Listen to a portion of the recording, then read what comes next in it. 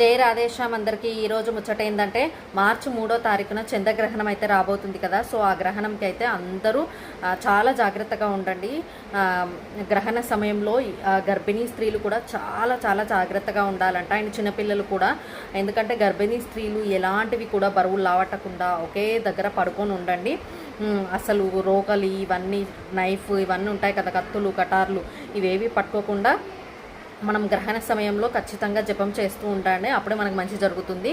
So గ్రహణ సమయం ఏంటంటే మధ్యాహ్నం 3:20 నుంచి సాయంత్రం 6:47కి ముగుస్తుందంట. సో ప్రారంభమేమో 3:20కి స్టార్ట్ అవుతుంది అండ్ ముగింపేమో 6:47 నిమిషాలకైతే ముగిస్తుంది గ్రహణం. ముఖ్యంగా అయితే 4:34 నుండి 5:33 వరకు చాలా జాగ్రత్తగా ఉండాలి. అప్పుడే గ్రహణ సమయం చాలా బలంగా ఉంటుందంట. సో దానికి గర్భిణీ స్త్రీలు, చిన్నపిల్లలు, వృద్ధులు అందరూ చాలా జాగ్రత్తగా ఉండాలని అయితే చెప్తున్నారు. అండ్ ముఖ్యంగా ఈ గ్రహణం వలన ఎఫెక్ట్ అయితే కొన్ని రాశుల వారికి చాలానే బలంగా ఉంటుందంట. సింహరాశి, కన్యరాశి, కర్కాటక రాశి, మకర రాశి, మీనరాశి, వృషభ రాశి, ఈ 6 రాశుల వారైతే చాలా జాగ్రత్తగా ఉండాలంట. సో ఎవరైనా సరే ఆ గ్రహణ సమయంలో జపిస్తూ ఉంటే మాత్రం ఖచ్చితంగా మనకు మంచి ఫలితాలే జరుగుతాయి. సో అందరము జపం చేద్దాము ఈవినింగ్ టైంలో. సో మీ ఒపీనియన్ ఏంటో ఖచ్చితంగా కామెంట్ చేయండి.